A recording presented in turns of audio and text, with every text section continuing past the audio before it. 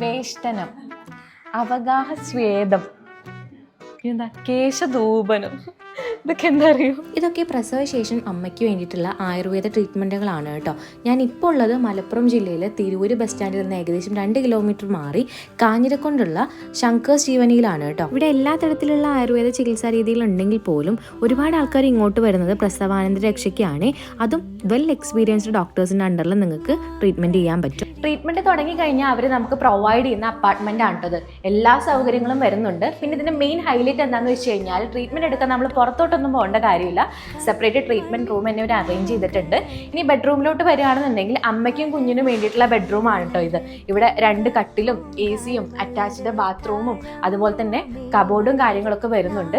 ഇനി അച്ഛനും അമ്മയൊക്കെ കൂടെ വന്ന് താമസിക്കുന്നുണ്ടെങ്കിൽ അവർക്ക് വേണ്ടിയിട്ടുള്ള റൂമാണ് കേട്ടോ. അതും അത്യാവശ്യം വലിയ റൂം തന്നെയാണ്.